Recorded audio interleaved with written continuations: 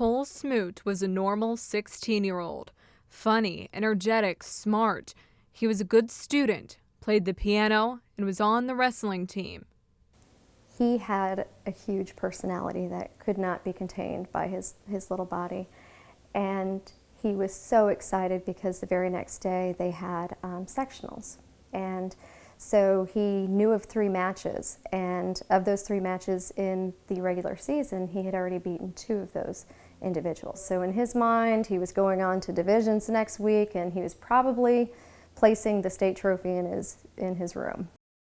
But Cole never made it to sectionals. When he walked into the kitchen, I knew instantly that he was under the influence of a narcotic.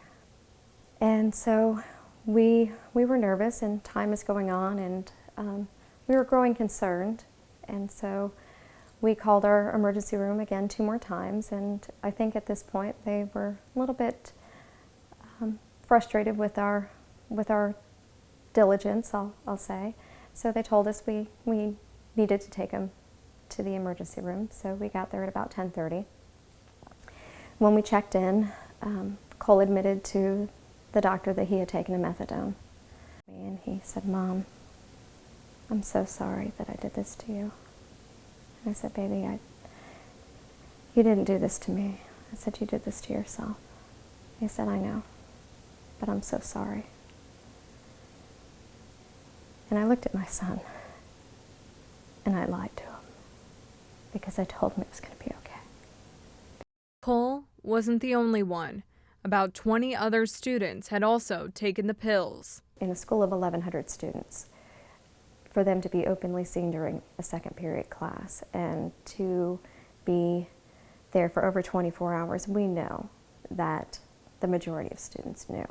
So while no one is accountable for Cole's decision except for him, had any one of them told a trusted adult on Thursday, he wouldn't have received them on Friday. So his death could have and should have been prevented. Cole's story is not unique. Data shows that unintentional drug overdoses claimed the lives of more than 1,900 Ohioans in 2012. This statistic has officials talking. In January, Governor John Kasich and First Lady Karen Kasich launched a statewide youth drug abuse prevention program. You know, when it comes to talking to our kids about tough issues like drug abuse, it can be hard to know what to say and how to say it. I've struggled at times with it myself. Start Talking provides parents and adults with the support they need to make a difference. Since its launch, Start Talking has spread to schools and even grocery stores. Tracy Plauk is the director of Mental Health and Addiction Services. She says prevention is at the heart of this issue.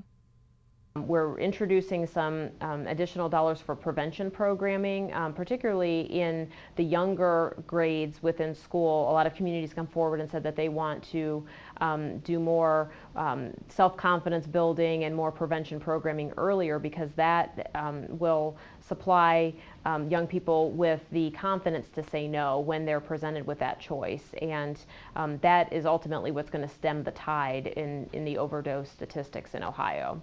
Yeah, I love this picture. For parents like Danielle Smoot, Start Talking is a sign of hope for the future. In order to break the stigma of addiction, we have to look at this from a holistic approach.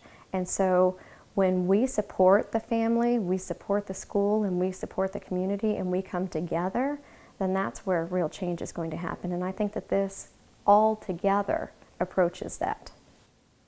Reporting for WOUB News, I'm Angela Reigard.